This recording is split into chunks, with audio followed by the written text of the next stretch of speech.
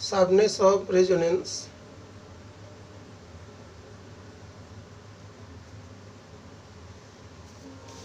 Okay और नहीं तो इसको बोला जाता है कि quality factor. Sharpness of resonance को जो डिटरमाइन करते हैं उसको बोलते हैं क्वालिटी फैक्टर। ओके तो इसके लिए पहले देखेंगे जो हम लोग जानते थे I not equals to E not upon under root R square plus X L minus X C का होल स्क्वायर। ओके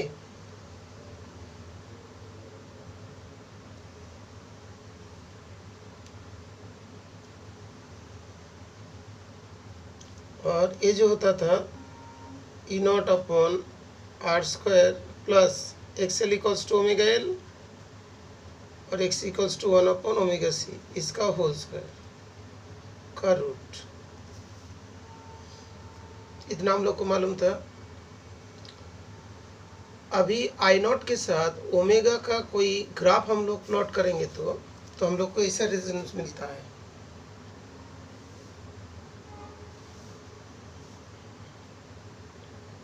ये आई नॉट है, ये ओमेगा है, दोनों के बीच में ग्राफ बनाएंगे तो ओमेगा तो चेंज हो जा रहा है लेकिन आई तो फिक्स्ड है, आर के वैल्यूज फिक्स्ड है। तो आर के वैल्यू चेंज करेंगे तो ओमेगा के साथ साथ चेंज हो रहा है, लेकिन आर के वैल्यू चेंज करा तो हम लोग के डिफरेंट टाइप का ग्राफ आता है।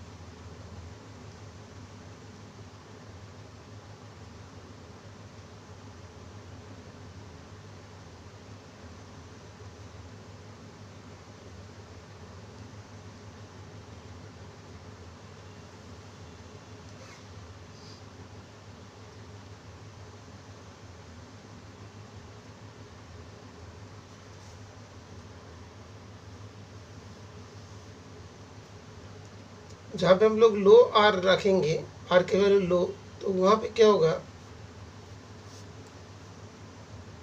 जो रेजोनेंट फ्रीक्वेंसी क्या होती है जिसमें X L equals to X C होती है, उसको बोलते हैं रेजोनेंस फ्रीक्वेंसी। और ये होता है कि omega L 1 upon omega C, तो omega square equals to 1 upon L C, तो omega equals to 1 upon under root L C. जब ये दोनों इक्वल होगा तब जो ओमेगा के वैल्यूज है उसको बोलते हैं ओमेगा आर। तो आई नॉट के वैल्यूज तो इंक्रीज होते जा रहा है, यहाँ पे जाके एक मैक्सिमम वैल्यूज मिलते हैं।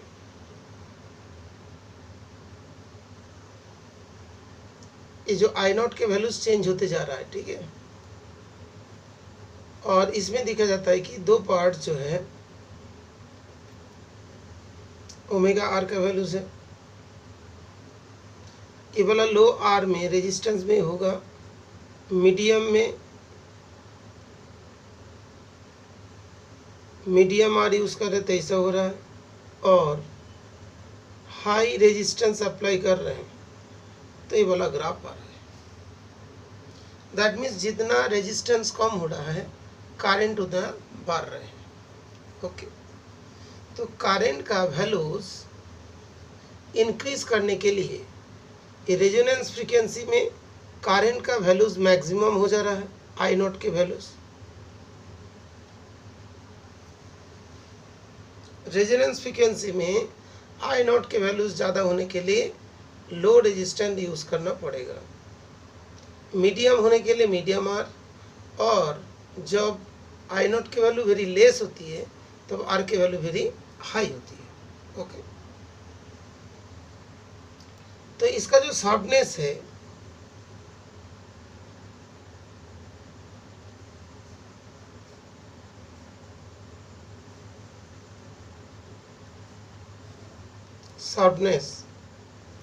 that is I naught का greatest value depends on R, R के ऊपर डिपेंड कर रहा है। इट इज के ग्रेटेस्ट वैल्यू आर नॉट के ऊपर, आर के ऊपर डिपेंड कर रहे हैं। फिर दो ऐसे वैल्यूज है जैसे यहाँ पे दिखा जाता है,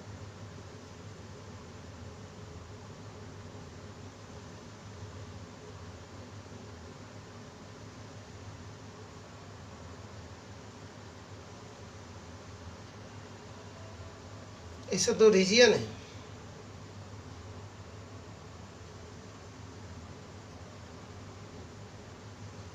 जैसे मतलब इसके वैल्यूज जो है इस पर्टिकुलर जगह पे ये सब के वैल्यूज कितना हो जाते हैं, आई नॉट अपॉन रूट 2 हो जाता है।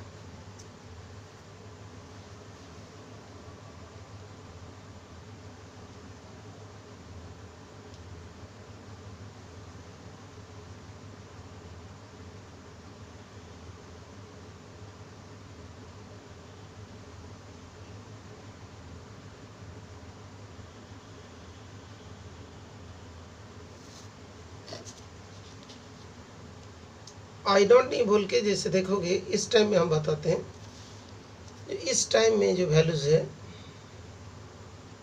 रेजोनेंस फ्रीक्वेंसी में जो होता है उसको हम लोग बोल दिया आई आर। रेजोनेंस फ्रीक्वेंसी के टाइम में जो करंट बना उसको हम लोग आई आर बोल रहे हैं।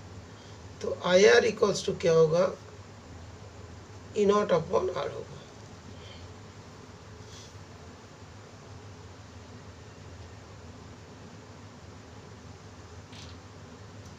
तो ये जो आई आर के जो करंट का वैल्यू रेजोनेंस के टाइम में मैक्सिमम हो गया, और इस पर्टिकुलर फ्रीक्वेंसी में जाके इसका वैल्यूज कितना होगा,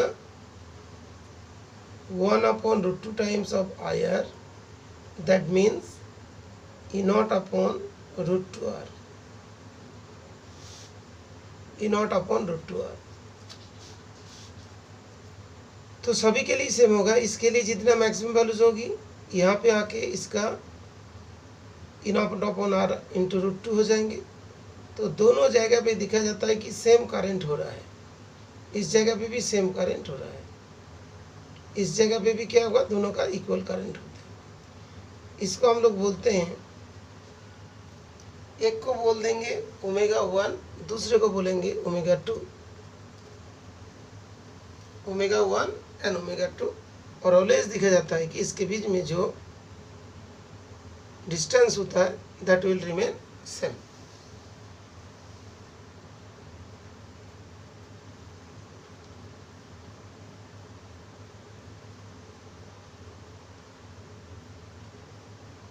और जो क्वालिटी फैक्टर हम लोग डिफाइन करते हैं, देखो कि डेल्टा डब्लू जो है ना, इसका वैल्यूज इतना, मान लो इसका विड्थ है, टोटल विड्थ, ओके। मान लो इस जगह से हमने यहाँ तक आएंगे, फ्रीक्वेंसी को घटाएंगे तो करंट मैक्सिमम होगा, इधर से फ्रीक्वेंसी को इतना ही बढ़ाएंगे तो करंट मैक्सिमम होगा, ओके। तो जो ω1 एंड ω2 के बीच में जो डिफरेंस होते हैं,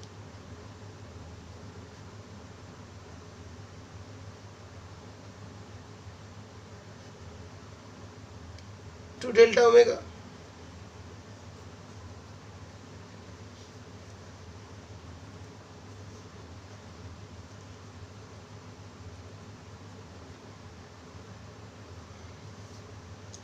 और क्यू फैक्टर होते हैं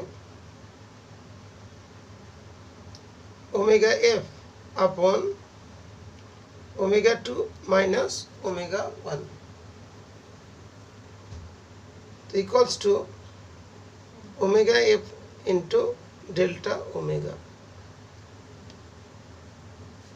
तो Q equals to what, ω(f) minus 2 delta omega. इसी को बोला जाता है क्यू फैक्टर, इसका जो रेशियो है। दैट मीन्स पर्टिकुलर ω(f) के लिए इतना हम लोग को मूवमेंट होता है, इसी के बीच में मैक्सिमम वैल्यूज मिलते हैं। तो Q factor is defined as the ratio of the resonance frequency to the difference frequencies of taken on both sides of the resonance frequency, such that at each frequency current amplitude becomes 1 upon root 2 times of the value at the resonance frequency. That means इसके जो width के बीच में difference हुआ, उस width के बीच में जो difference है और इसका जो रेजोनेंस फ्रीक्वेंसी है उसका रेशियो है, उसी को क्या बोलते हैं? Quality factor.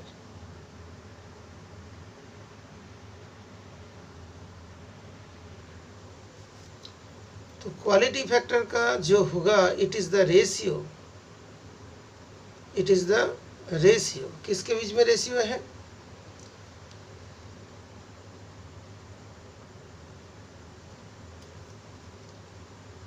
Of the resonance frequency and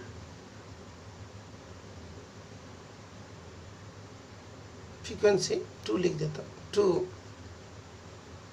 the difference into frequencies, difference in two frequencies at each of which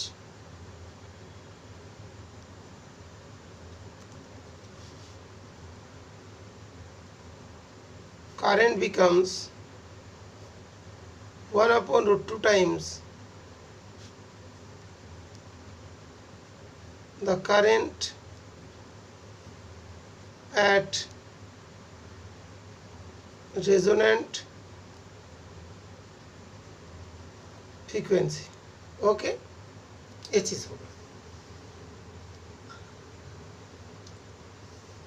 इसको शॉर्ट में हम लोग बोल सकते हैं, it is the ratio that is resonance frequency